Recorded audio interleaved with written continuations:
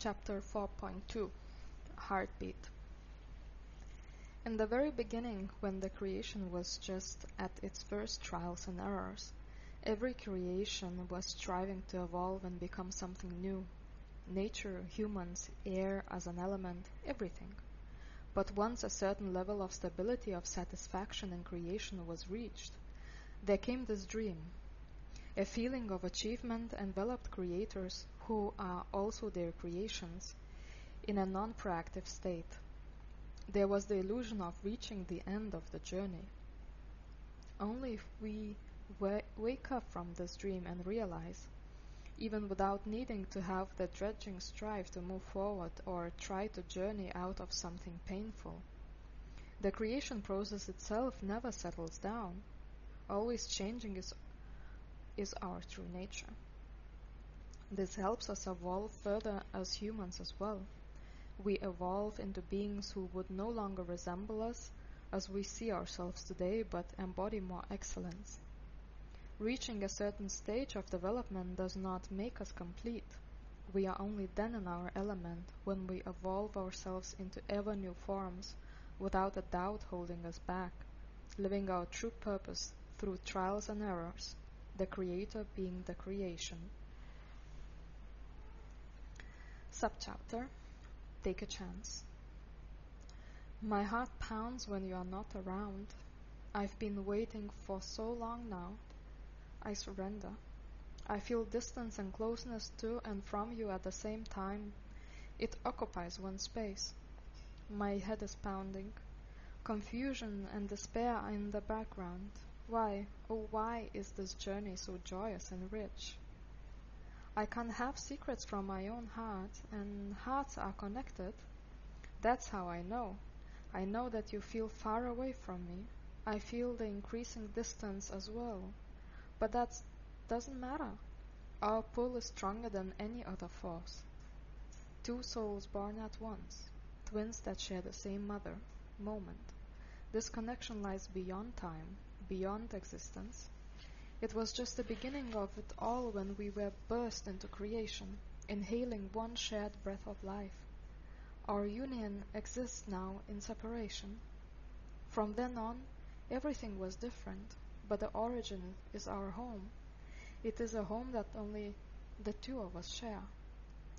Are we born as one, or are we a step further from simultaneous creation? We are blessed to have found each other once again, in this life, on other planets, as other life forms, in different dimensions. We've been lucky many times before. Is it the same bliss, yet every time it feels so new? My wish is the commitment to be and have a good companion to share the waiting forest path. I do not wish to enter it alone, although I feel eventually I will not have a choice to wait any longer and would go forth with a bleeding, sad heart. There won't be many entrances left when the first steps are taken.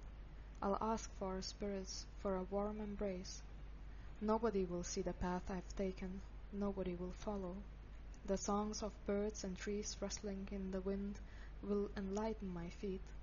Insects will show me the steps ahead of me, always one at a time. Trusting in the owl's wisdom, surprises in every step of the way. Life brings light surrounding me.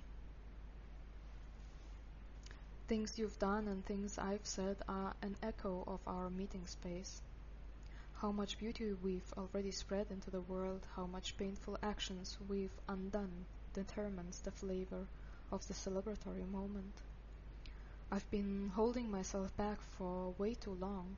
Shut down silently, I turned my back on the beauty of human nature once. I won't repeat this mistake. Our religion is meant to open our hearts, not close them to the differences of colors, nationalities, ways of thinking. All inclusion instead of judgmental differentiation.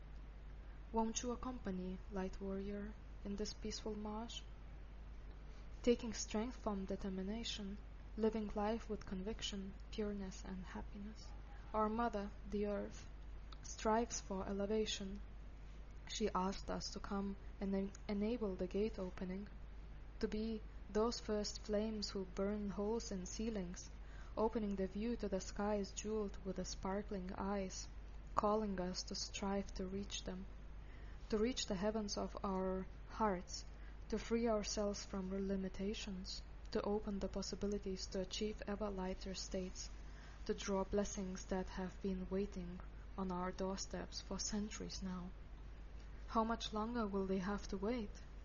I aim to surrender, to unlock the door to my highest self-realization and empowerment, to find strength in peace, beauty, in grace. We meet in the middle of the bridge crossing a river, streaming so furiously down to its origins. We could go back where we came from, or go forward, or choose one direction to go together, and still we would be going the same way one of us has already gone. One option is left to explore the new. Jump off the bridge and let us be taken by the loving stream of life that always brings brave ones closer to their truth. My mind can understand its importance. She is willing to sacrifice the selfish pleasures and attachments, even though it pains her to rip it off from my egoic self. Who's holding on to his favorite toy so tightly? When mommy says it's time, he has to trust her. Once again, not many people wanted to believe me. Many wished me best for me, but they were still skeptical about my optimism before going for the third time to Peru, that I'll meet you there. Even you might have been skeptical if you had heard me talk about it ahead of time. But I made sure that this time people knew that my intuition speaks to me with clarity and could see the proofs time brings. I've grown tired of this belief, and I am meant to be listened to. The future visions I receive or perceive are as true as a shadow of a tree is on a bright day. I see the shadow of something real, an echo, a reflection, at most. I see it as real as it is, and it gives me a feeling of the figure because of which it exists. A hunch, a silhouette. I might even decipher, if I'm clever enough, how the real form looks and feels. Not because I've seen it or touched it, but because I can extend myself towards it. If my baggage of experiences lay somehow close to it, that is. Otherwise, a shadow is just a shadow, resembling something my imagination creates. The whole palette of feelings unpacks itself when that tree is no longer just an echo. After the arrival in Peru, I was all too eager to meet you in person, but of course, you were not there. I needed to calm myself down to get centered on what is and just stop searching with my eyes. There was group work to be done, a process, friendships to be made. This was made very clear to me in the first night after the arrival in a healing ceremony. First things first. If I meet you before group work is done, I'll not be able to concentrate on the important things anymore. So, we met just the day after the retreat was over. We went for a beautiful hike with a group of people searching for a deeper meaning, for connection to nature and themselves. We prayed and sang together. What a perfect way to meet for individuals like us who devote their life force to doing the healing work and spreading awareness. The day I left the camp where my initiation started, where I was 2.5 years ago before these events took place, I was filled with gratitude for the plants, all the people who made that learning and the transformation experience possible. Before going back to Iquitos town from the camp, I went one last time to the luminescent tree to say my grace. My heart was pouring out. When love flows in the streams like this, I feel actions are needed to anchor that power. So I took off the elongated aquamarine crystal necklace I have worn for longer than the course duration and put it into the earth beside the tree. What I telepathically heard afterwards was saying that I haven't lost anything by giving this gift, and I'll receive another one as a present as well. When that happens, I shall know that this is a gift from my teacher. So, I was waiting and looking around for someone to give me a gift after coming back to Europe. Silly me, interpreting the words so straightforwardly. I was looking into some gemstones on the internet that were on auction once. I saw one piece that looked very radiant, elegant, and atypical. I immediately wanted to have it, so I bid.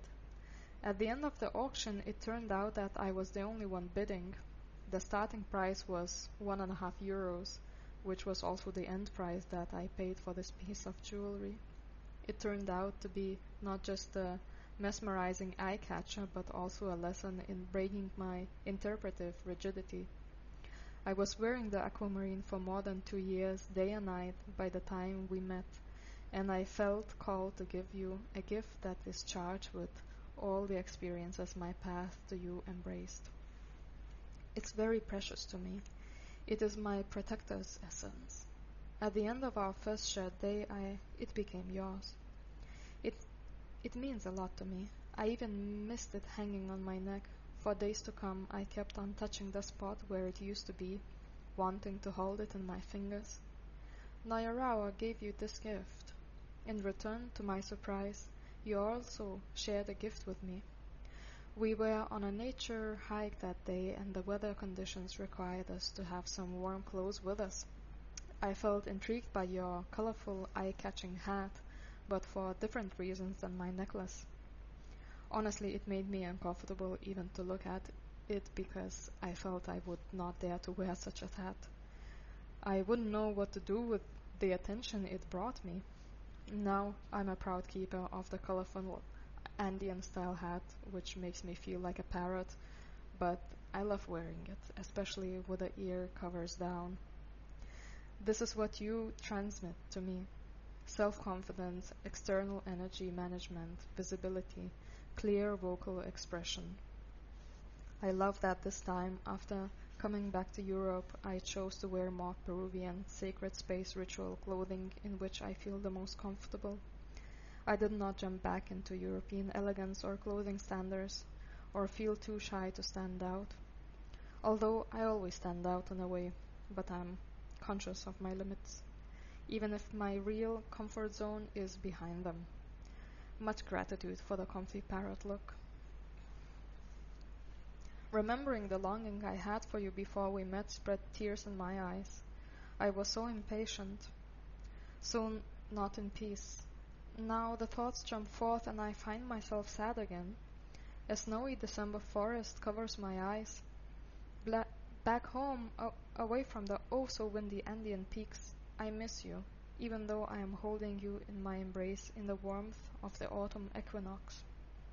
I'll miss you much, I know I will, but the blessings that I feel our union is shall not be obscured by sadness. There's no place for it in my heart, only gratitude I want to let nest.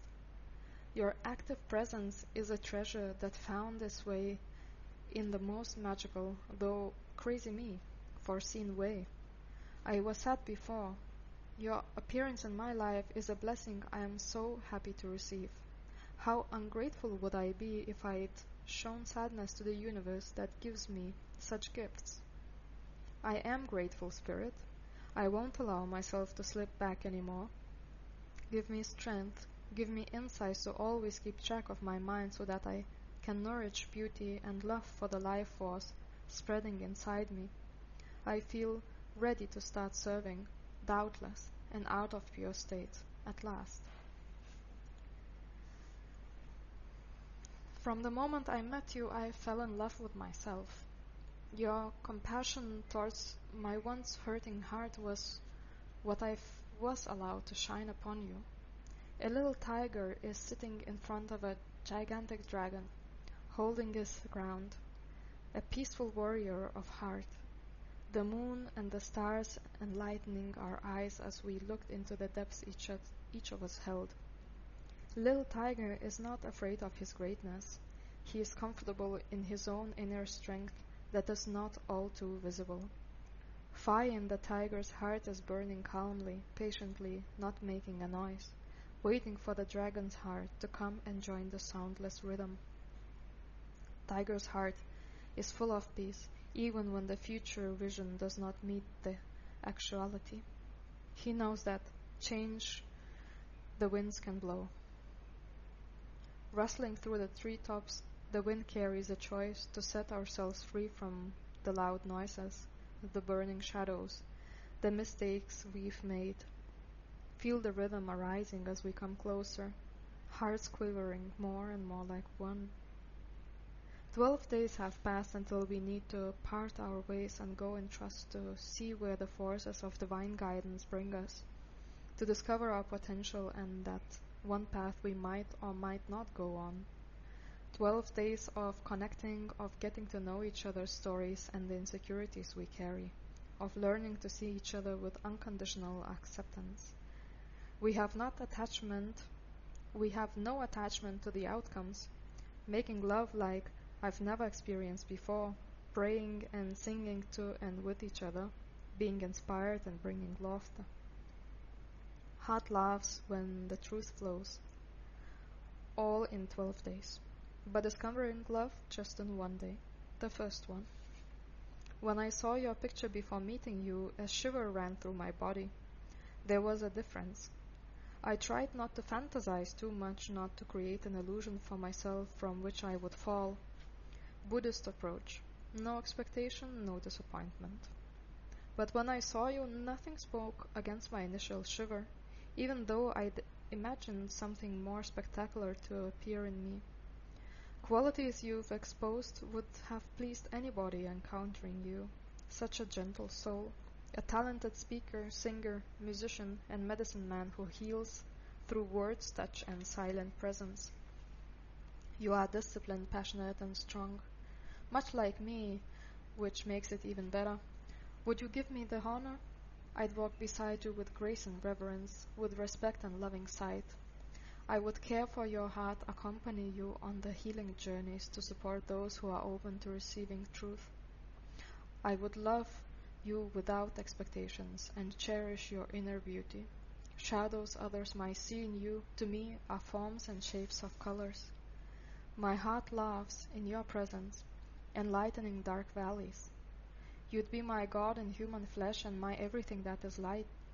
How else could we learn no judgment if we would not start doing it with the ones who are closest to us? Be that cliff to jump off for me, please. I want to see the world spotless around me. If I can see you continuously shining, I know I can see everyone like this. Would you make my heart laugh one more time and choose to see me shining as well? Impossible is just possible, hiding in disguise, waiting for its true nature to be discovered. When it comes to decision-making, we have many options.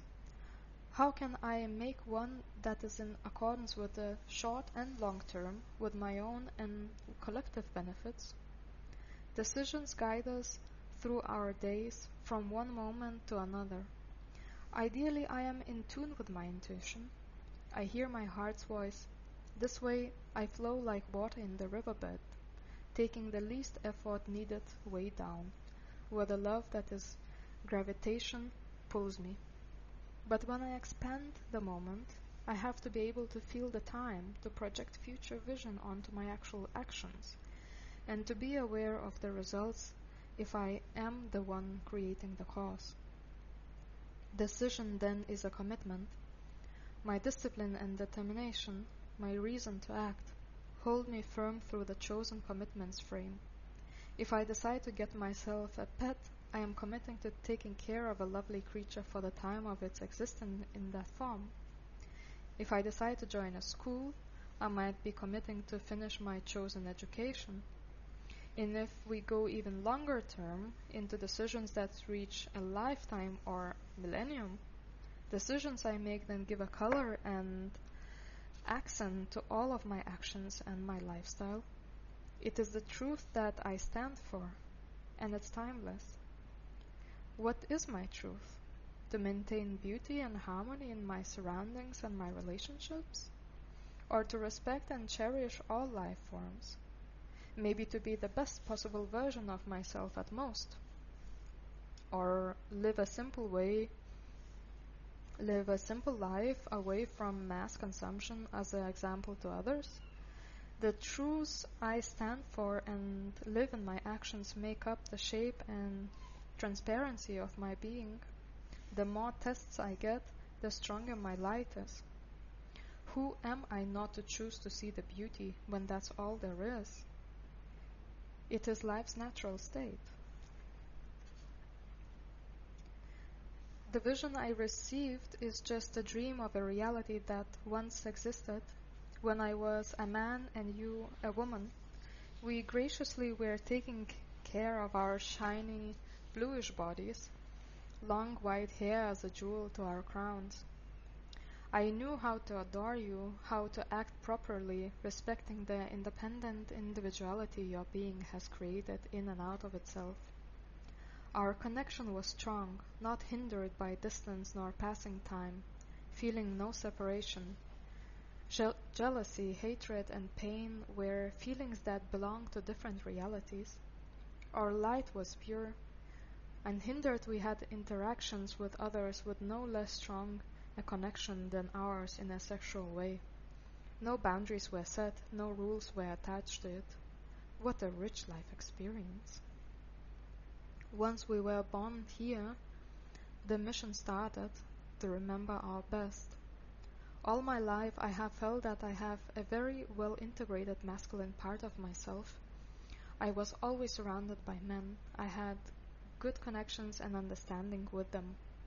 I feel comfortable in the presence of masculinity and it resonates with me deeply. Therefore, I chose a woman's body this lifetime, which encourages me to heal and integrate the feminine side. It still needs so much healing. You, on the other hand, have a beautifully integrated feminine side but are dealing with the topics and stories related to balancing out masculinity. This speaks about our higher nature, about how we were before we came down to earth, and what wishes we had for ourselves in the sense of transformation upon coming here. My feminine part wants to reach its divinity. Your masculine part wants to shine just like mine. The halves we are, we want to become whole without each other's help standing in our way. So we've lost touch for centuries. In this time, there were boundaries. There was pain and unfulfilled heart wishes. The fire inside was burning low, and at other times, burning too wildly. Who could ever maintain it sanely? Waiting, waiting, waiting for it to grow, my divinity. Like a fir tree unable to rush her sprout into growing, to rise above the treetops, to see her heart's fulfillment. Standing just beside her, he is unreachable to her. Her wings are not ready to fly. Her blossoms are not full of nectar. She's just burning inside. To keep the light shining, she needs to resist the pain created by the fire, as no tree, no bird, no flower has a chance of survival under the burning desert sun. Warmth needs to be mellow, touching creatures lovingly, and so we stand under the moonlight and the starry skies, looking into the oceans each of us carries, burning obstructions inside for the light to shine as brightly as it is still does in the other realms.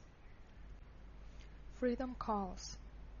I feel very much called to bring my relationships and partnerships out of duality consciousness into unity consciousness, which speaks for freedom and love, a partnership where there are no attachments and therefore there is space for the spirit to come in and guide the two. Attachment make the relationships rigid, constrained. Therefore, hearts must be free and not belong to anybody else but to us. The divine guidance can then show the most joyful, beneficial, and light-revealing ways to go, the actions to be taken. Let us connect to our hearts and our heart's desires. See the shapes appearing in the burning flames inside our chests. They show us forms that want to be lived through us, to be brought into the outer world. It is my deepest wish to melt spaces, to conjoin dimensions. I feel that the earth is striving for it as well. That's why I was called to come here. My wish is her wish. She wants to transform herself out of duality, controlling systems.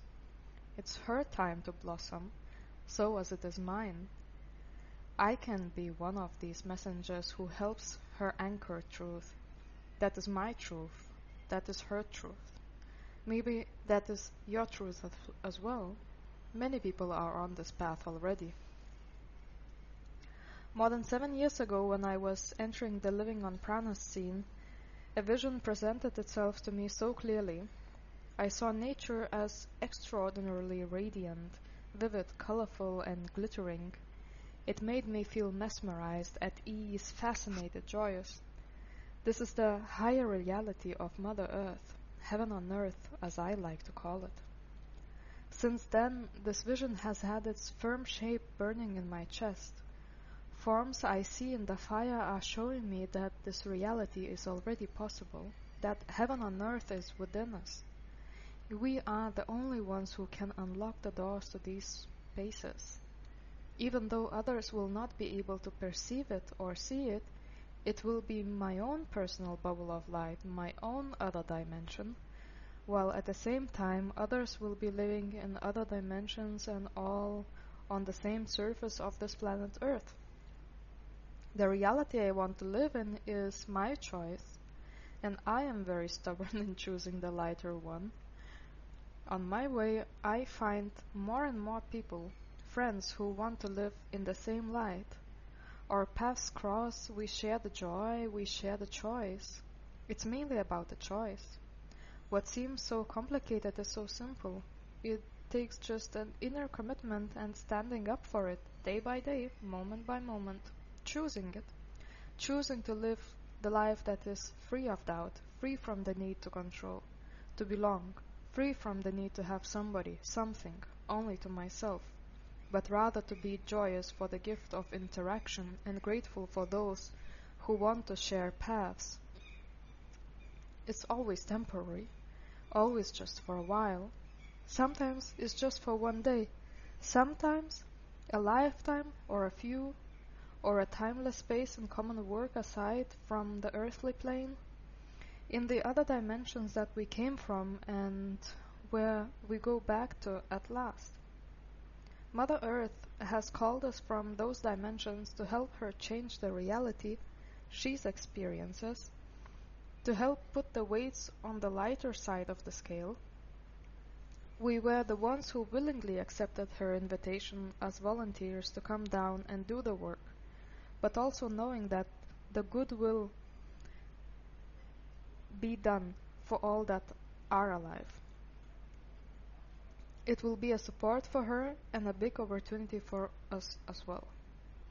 I cannot help but think that I already brought the divine masculinity as a solid part of my being, as you brought the divine femininity in yourself. And now the bodies are chosen, as they are chosen to help us grow and balance out the sides that are not yet fully in touch with their highest nature. Our case must not be an exception, but rather a rule for a very certain group of souls on their common mission. I softly embrace. A loving touch caresses my face. How come I'm the one who is being touched? I remember the healing sound of your voice. My heart needs not to forget. Thank you for visiting me in my dreams. You take many forms, appear in different-looking people, though I know it is you from my feeling. Last night, you showed yourself as a young and strong native man. I knew it was you in your previous incarnation in 16th century North America. You reached a very old age, 118 years, I think, and were one of the respected elders of your tribe. You've lived to see the first Europeans come with their ships over the great waters and enter the land native people made their mission to love and protect.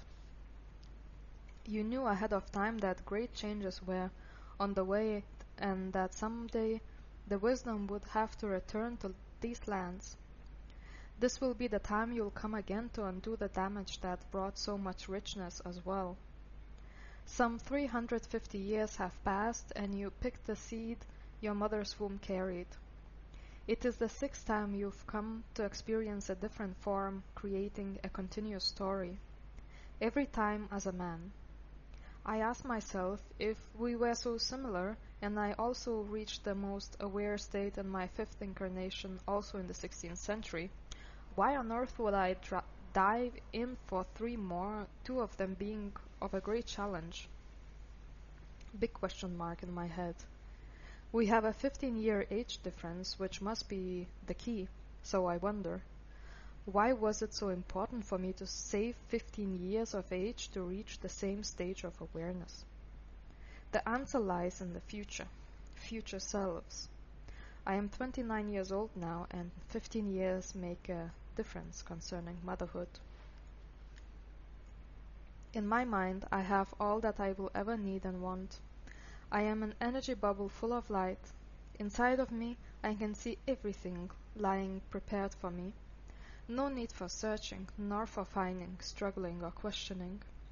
My heart wishes are meant to be fulfilled. My needs are already covered. I just have to stretch my arms and reach for the things that are already mine. The universe encompasses everything. All is in her. The space is full of unborn potential. I am a part of it. I am tightly bound to its richness. I am a mere form of occurrence, just as much as the life I am living, with all the beings that are present. I follow the heartbeat, and I find my joy, my life's purpose, which takes lifetimes to fulfill. Therefore, I have many incarnations. I see the ascension of the people who are willing to take the leap of faith, to trust and dive deep into their hearts. The universe, our spirit guides, and our angels walk with us, supporting us. But they cannot go the whole way with us. Some things need to be done on our own. They guided us through the most beautiful landscapes, through dark valleys and deep forests with no visible paths. They walked us towards that one cliff behind which there is nothing like what was there before. Do I have the courage and trust to take that leap and leave the solid ground by jumping alone on my own into the great unknown? Do I have the strength in myself to trust life with my soul, to give my essence into the hands of unrealized potential? Do I? I'll ask our heart gently. I have a feeling that she has a perfect answer prepared for me. But will I take it this time? Or will I reject it again, as all of us have done so many times before? Have faith. Great things must be awaiting us right behind that step. We are living in the duality of yin and yang, the place of balance and harmony or its absence. After the first thought reached out into the universe, it created the vibration, the energy in its full till now existing spectrum. This energy was in balance and harmony with itself, with the primordial thought and the primordial intention of creation. The yin and yang represents that state of balance, being in movement and constant change, but never out of harmony, perfection. One can already see where the imbalance comes from, a thought not being in alignment with the primordial intention.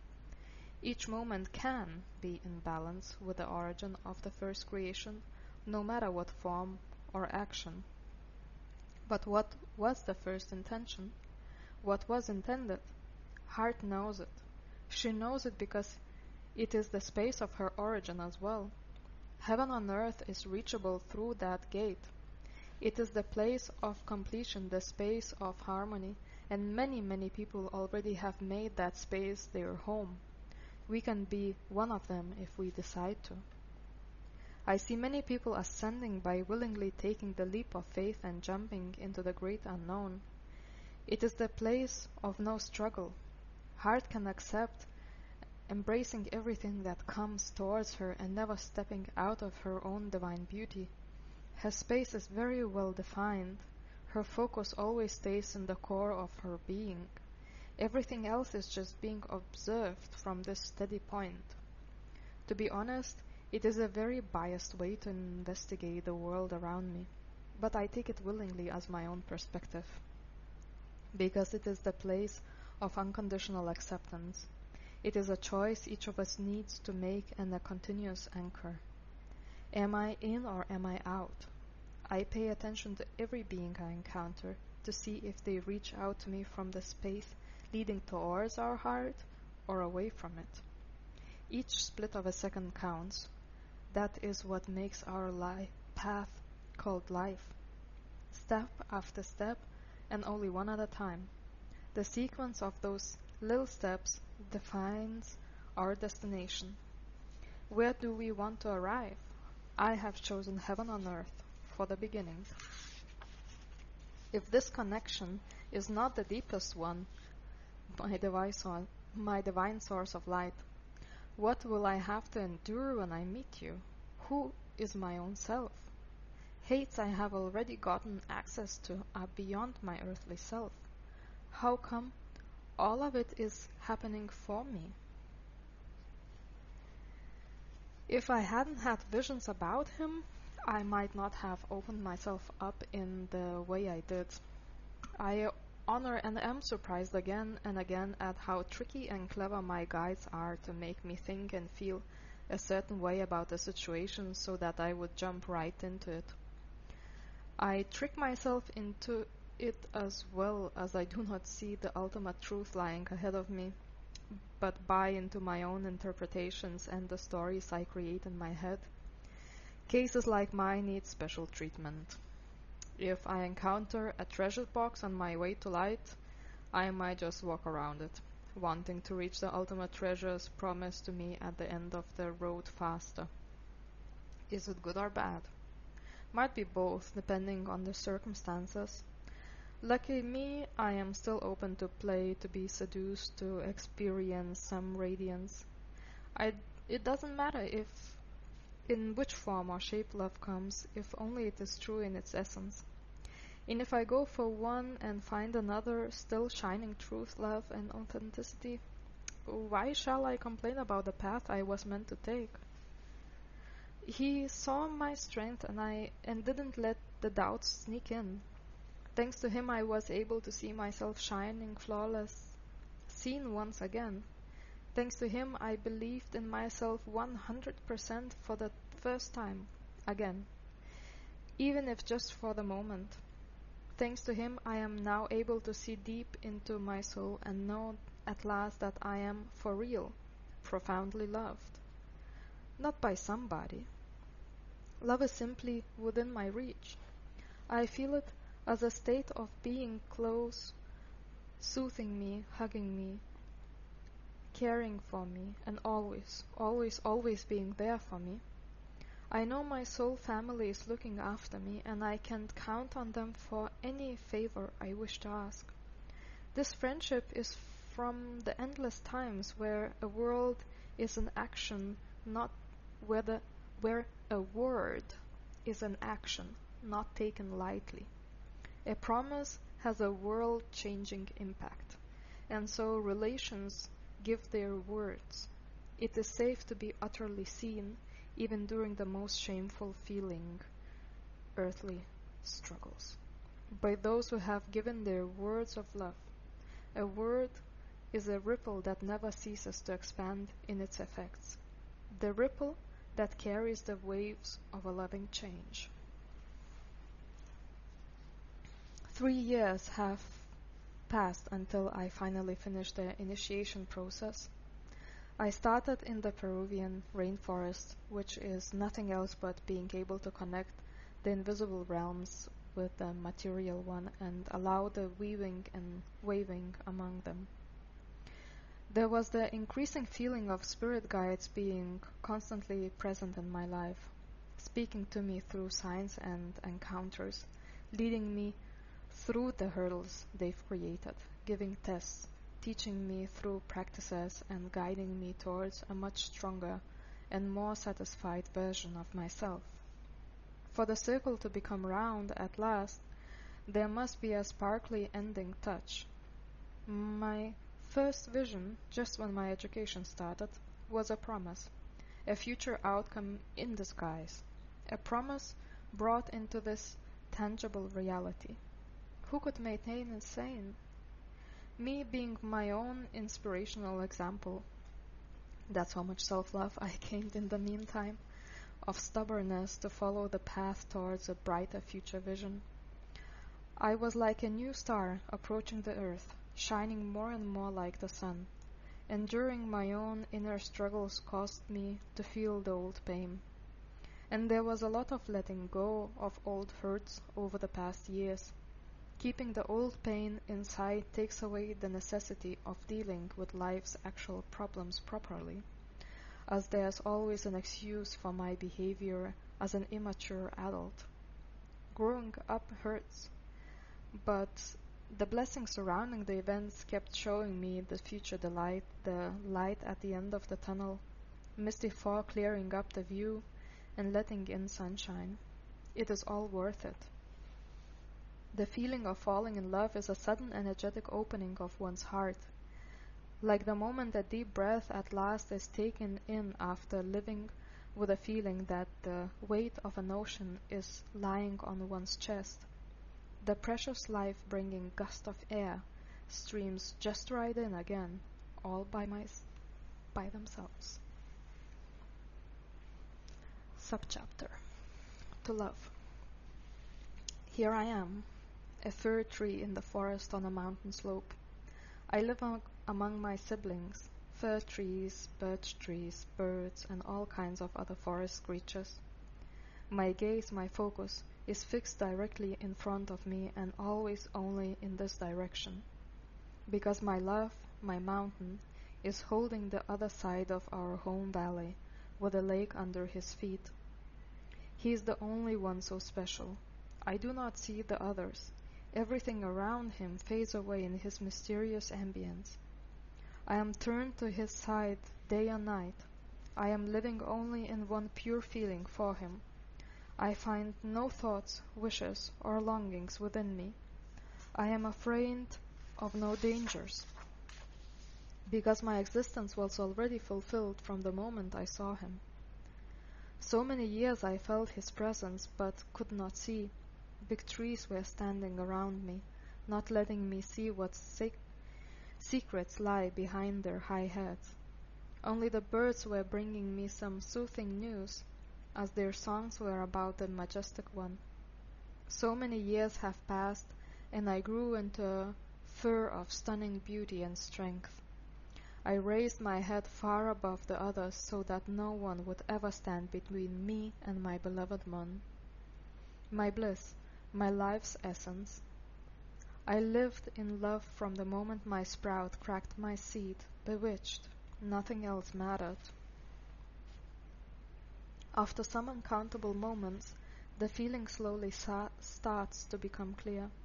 I am a bird, an eagle, that lightly and with dignity glides through the heavens, the azures of skies. I feel I am him, while at the same time I observe him from the outside. I, a treasure of the sky, beloved by gods above me and the trees of the valleys beneath me. I bring only good news, the feeling of love and release for those who seek it, like that young fir tree on the mountain slope, burning for love but not being able yet to reach it. I turn circles each day, approaching the mountain surroundings. My voice, my expression, my flight exists here in such purity. No other place I love as much. Only here, in the presence of this extraordinary mountain that outshines all other ones, do I feel such lightness in my wings. My very first morning flight is dedicated to him. Because of him, I come here after every sunrise. I feel I can live and thrive in movement, in time, in action. I can be seen in my natural expression, turning endless blissful circles in my flight, while being drowned in myself. Then I land on his slope to take a rest in the plenitude of blissful feelings, in his graceful presence, my feet touching his side, my wings resting under his breath. In the meadow on the magnificent mountain slope, full of flowers, one more beautiful than the other, I am born. A bee, I am flying for the first time, while feeling the wind under my little wings. An irresistible attraction overcomes me. I have to fly in this one direction first. I land on the flower that has chosen and bewitched me with her enticing spell. Her soft blossom is welcoming me. I have never thought such blinding bliss is to be found. I do not look around, nothing else exists for me at this moment. My whole world now is in her. And I dive into her color, into her smell, into her warm pollen. I feel passion, desire is living in me. I would give my soul, my freedom away for the possibility to drink from her. With this devotion, I get her permission, and I drink the juice of her shiny blossom, the world of mine, eternal glow. And then I am finished. I am let go. Without any doubt, just like I came here flying, full of invisible attraction, I thank her and retreat. Again, I find myself in the green field on the mountain slope, surrounded by the plenitude of flowers. I feel the same plenitude is living from this moment on in me. Their life is now my life, and everything suddenly just flashes in front of my shiny little eyes and is exactly like it was a flower ago. I am flying in the direction of the veiled and merely overpowering attraction source. The whole blooming field, which is so special to me, is the object of my love, the purpose life has chosen for me to meet. For even the smallest blossom, my little heart is beating. He is a little mountain as he sees himself, living on the shore of a lake. His dreams are wide and thoughts go far, far away. Loved by the animals, loved by the trees, his slopes are full of harmonious interactions. Though his legs are straight and strong and could go far away, his feet are buried deep below the surface, concealed from those who see his light through days. He touches the waters. Little fish and other lake creatures are nibbling on his feet, searching for a secure and cozy place to live and to hide. And thus, while his strong legs could carry the mountain away, the loving touch of the creatures below and above the lake's surface makes him stay. He feels he is meant only for this water place, only for this water palace. And the creatures surrounding him do not miss a moment to remind him of that. This connection and the loving exchange are things he would wish to create during his adventurous undertakings. So why go chasing what he already has? Knowing all there is, if you still decide to go on a journey searching for an ultimate treasure or wisdom, you'll find me waiting on a giant rock overlooking the skies and floating like a river landscape, where slopes are kissing slopes and valleys are striving for heights, whereas the highest peaks are gently descending for their lower companions. Come close again, just for a short while, just to go far from here when morning breaks. Who will surround you when my arms, holding your image, fall loose in despair? Who can believe it? We have seen the night sky full of colors and pictures of each other in daylight. For things to come close must return to their nests, to appear in new suits after the darkest of nights. Let yourself be joyous, be wild and free, 'cause the moment of freedom appears as a crucial key. What seemed to be doomed for eternity remains silent in its stuck-old face. It envelops, belief or no belief. Today I let go of my cherished old wish to hold in my tightest embrace you, who are wandered with the sun. Tomorrow's dawn, I know for sure, will surprise me, thus the expectancy. bringing random connection, and I will see your colorful face again. A poem written by Rao Noma in 2022.